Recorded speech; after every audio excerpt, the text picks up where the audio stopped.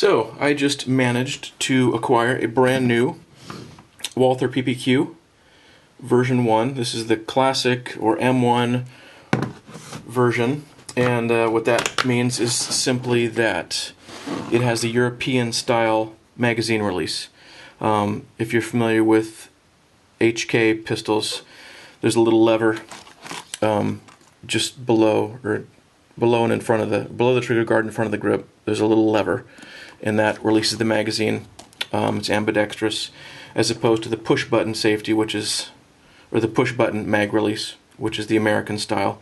So this first version of the Walther PPQ has the European style mag release, whereas the new version has the American style push button mag release. Anywho, here's what we've got. Padlock, which I never use, but we've got to appease the lawyers, don't we? And this tag was on the gun. Read instruction and safety manual before using. You can get a replacement manual if you ask the dealer or the importer. Comes with 2 magazines. These are 15 round mags, and you can see it comes with the little reloading assistant.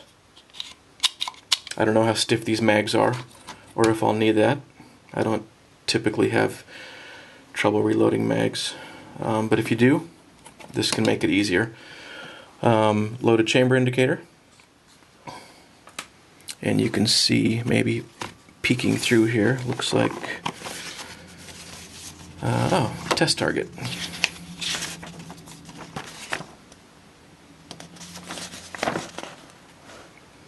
Looks like the signature, I guess that's signature in German, and someone's signature, shot at 15 meters, PPQ, caliber 9mm,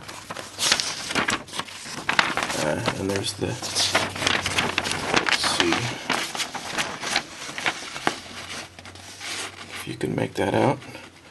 That's 15 meters, so close to 50 feet, and that's maybe 2 inches or so.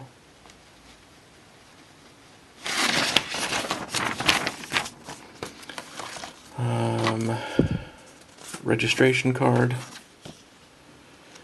Looks just like a firearms safety booklet. Alcohol and drugs don't mix.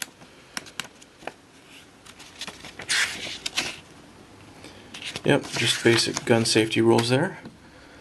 One more thing that I missed, which is good that it's here. User guide. Safety and instruction manual, and there's the PPQ M1 or Classic, depending on whom you ask. They'll call it different things. Just know that there's 2 versions: an earlier version, which is not made anymore, with the European safety or the European magazine release. If I called it a safety before, I apologize. Magazine release, and then the newer version, which is what's being made now, with the American style magazine release. One thing that's cool about this gun is it's customizable. It's got back straps that you can swap out. You can see these 2 are sized very, very differently. This, you can see, is much thicker here, and this one in fact is so big that they add a little bit of space or a little bit of material to take up space where the web of your hand grips the gun up there. This one is smaller. It does not extend up that high. It is similar to the one that the gun came with, which you can see stops right here as well, just where this one would stop. Looks like the mid-size insert came installed. This one, if I can kind of line it up there, this one's definitely smaller.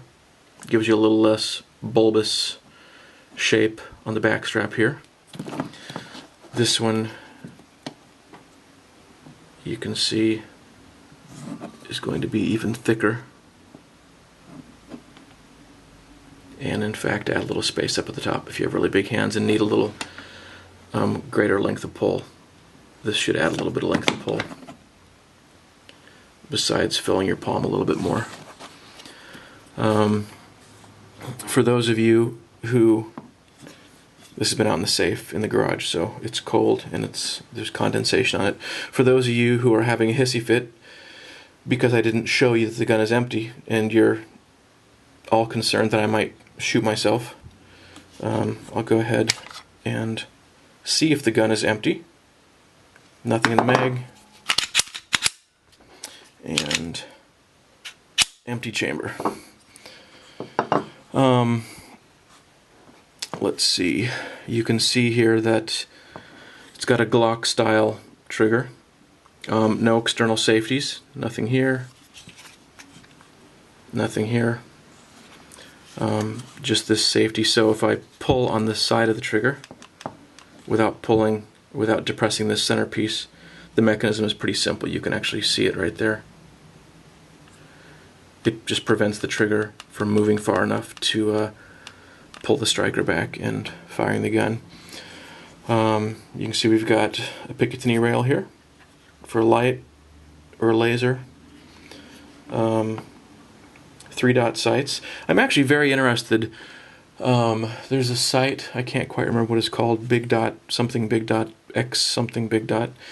I'm interested in trying those sights out. There's one huge dot in front and just sort of a V, a gradual V in the rear, and I may swap these out for those, but initially at least I'll just use these guys. You can see it's got an ambidextrous slide lock. There's one, and there's the other one.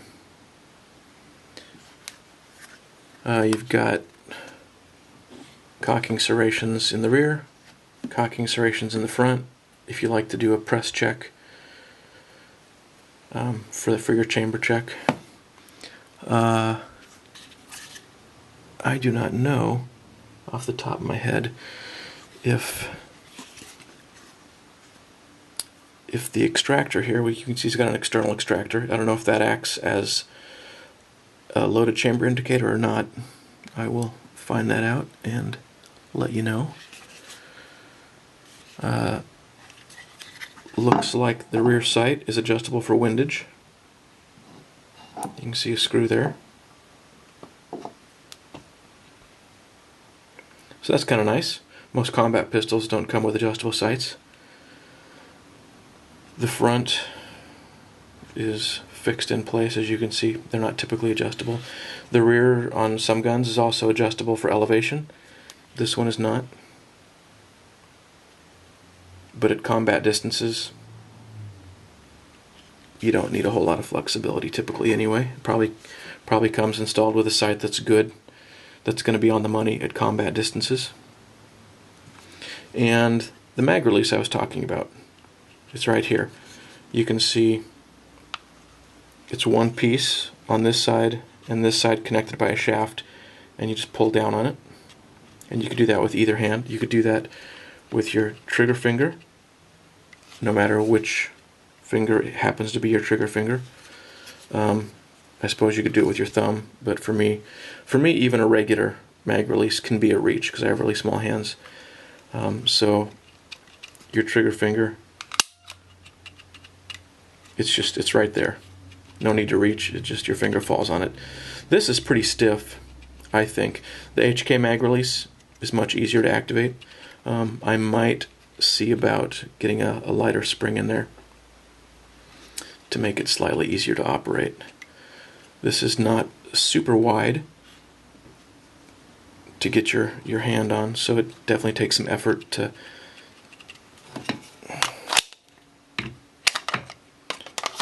trip it. It's not too bad. You don't need to move it all the way. It looks like if you move it maybe about half of its throw, it drops the mag. So maybe that's not too bad. If you try to move it as far as it'll go, it definitely takes a lot of effort. But if you move it only enough to drop the mag, it looks like it's adequate. So I've got to say, this is one of the most comfortable handguns I've probably ever held.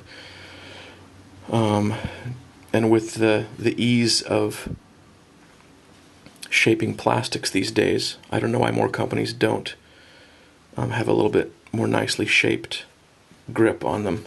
This is just extremely comfortable.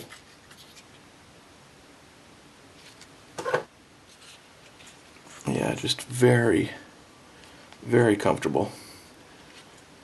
Almost like they used my own hands to cast the die.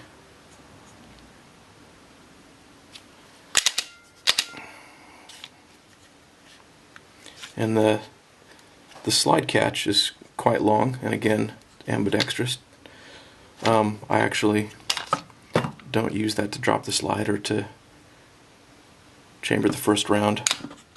I just grab the slide and pull back like that. But these are long, easy to grab a hold of, and ambidextrous, so if you like to use the slide catch or the slide stop to release the slide, that should be pretty easy for you to do.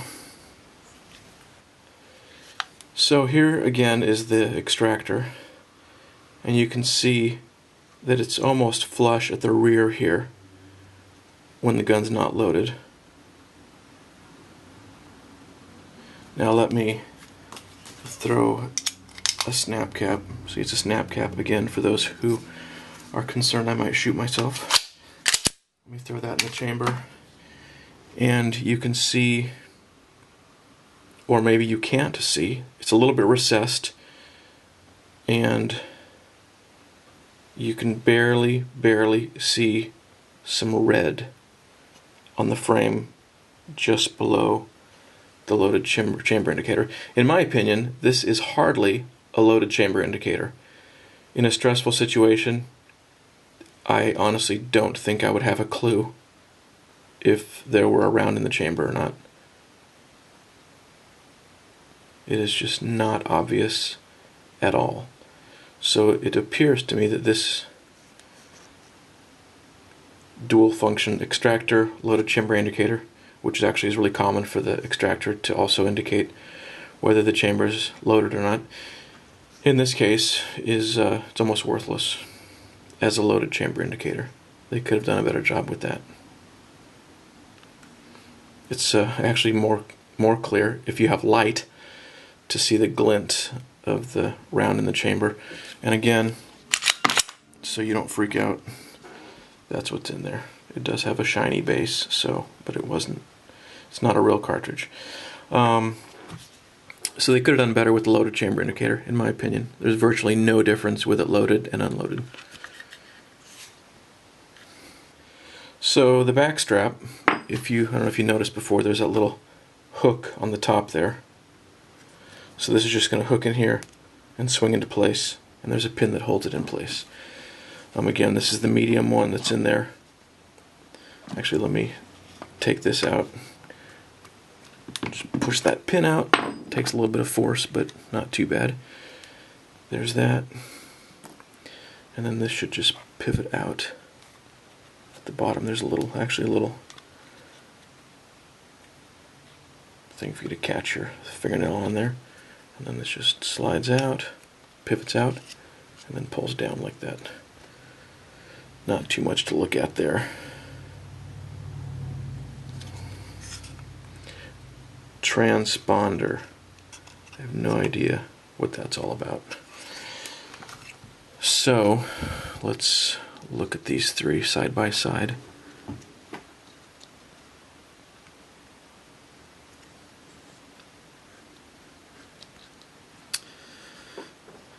Kind of hard to display them nicely so you can see easily.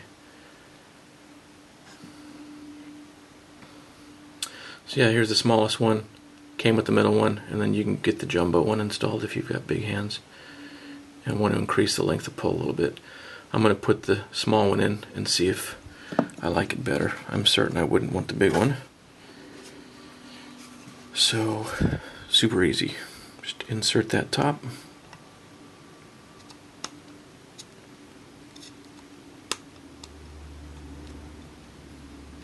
Actually, so this is a little bit soft rubber, so you may have to, well, in the frame, it doesn't really flex, but I guess the point is it does catch a little bit, or can catch a little bit right there.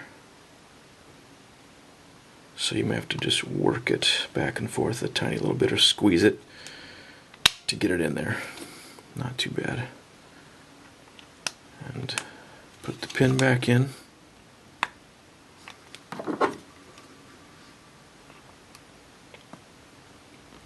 Shove that pin back in there. It's stiff. Pretty easy. Go back the other way just a hair. It's not too difficult to get it to a place where it's not protruding. There's a little bit of extra room on both sides.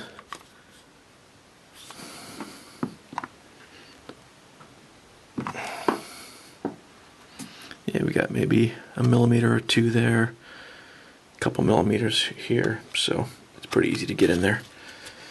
So,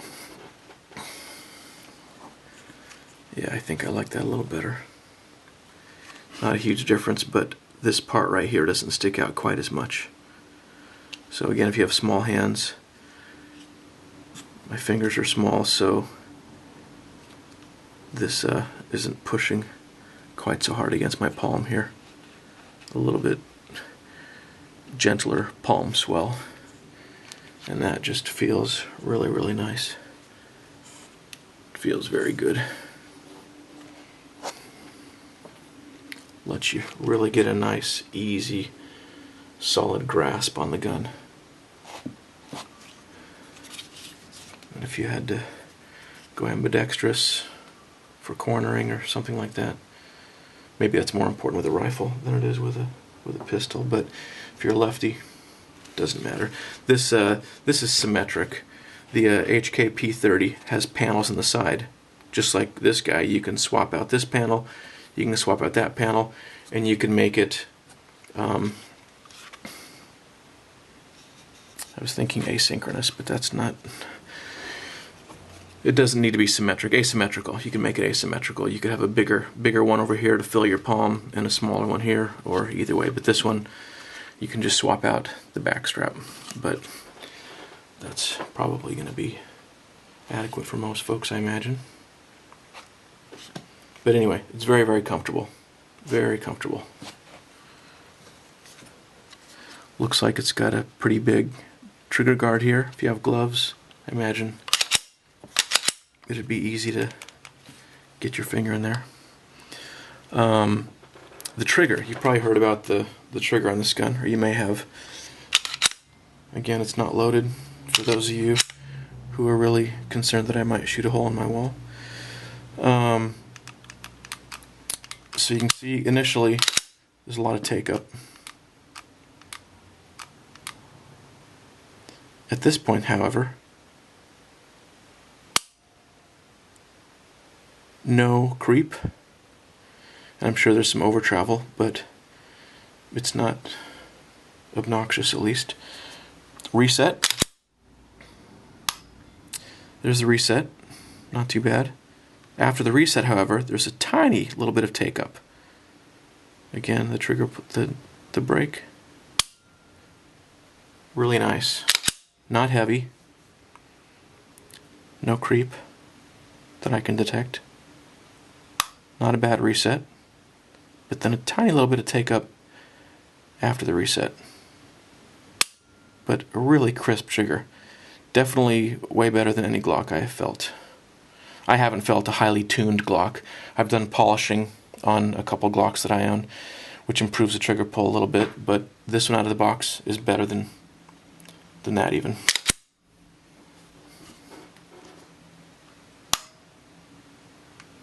See that? Just a little bit of take up after the trigger reset, but not too bad.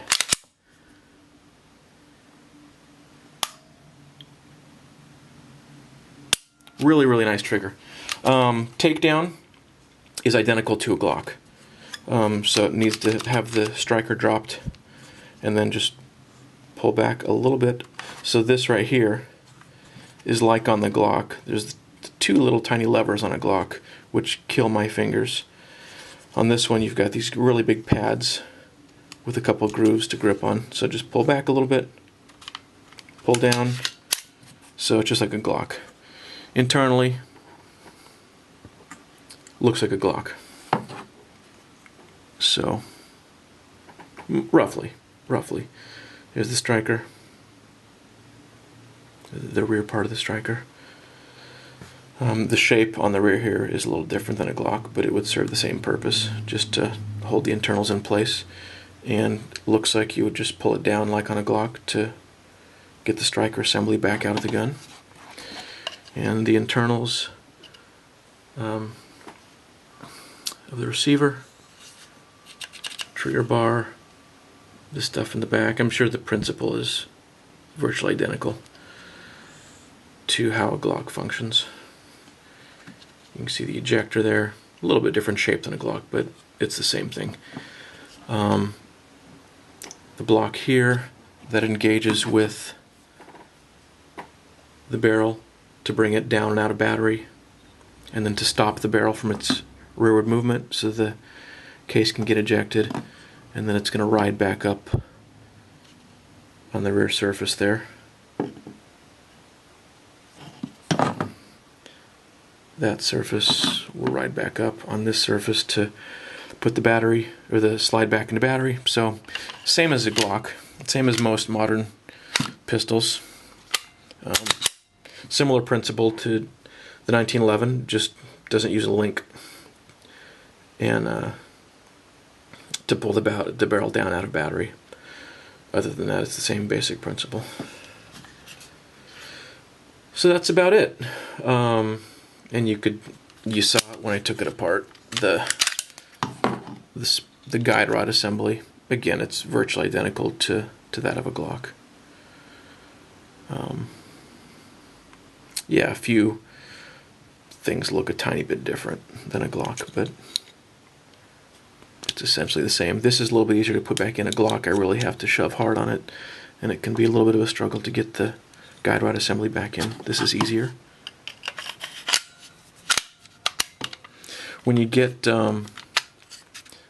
back to the two rear steel inserts that the rails need to fit around, you need to push down a little bit on the slide, otherwise it just bumps into them. So push down a little bit, then it goes right back on, no problem. So just keep that in mind. It's real easy, no big deal. So it's a sharp looking gun, I think.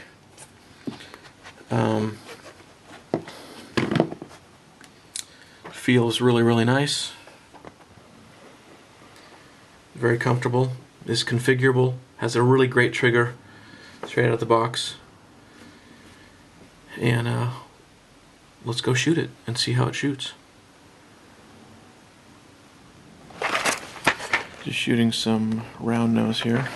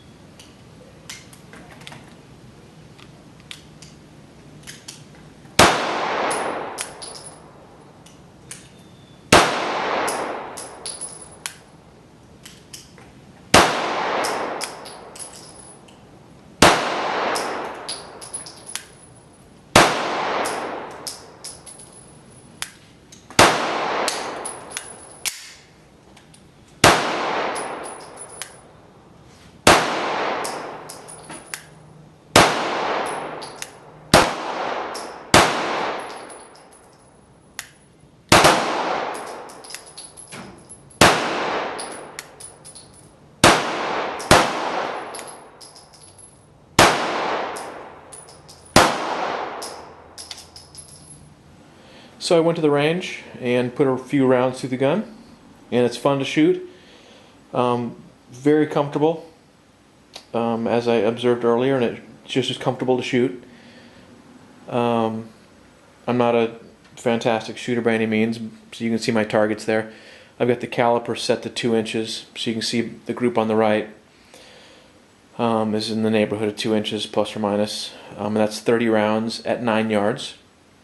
The target on the left is 50 rounds at 50 feet. You can see I tend to shoot a little high and left, so probably need to adjust how I'm using the sights. I tend to aim right at the center of the black. I probably need to be lining up the top of the front sight at the bottom of the black. That'd probably get me in a better place vertically. But you know, for combat accuracy, unless I was doing a headshot, that accuracy is fine. There's a 1 shot per second limit at our range, so I wasn't shooting super fast. Just kind of getting a feel for the gun, putting some rounds through it, working on the trigger and taking advantage of the reset, just trying to get a little bit comfortable with the gun. And like I said, I put 80 rounds through it.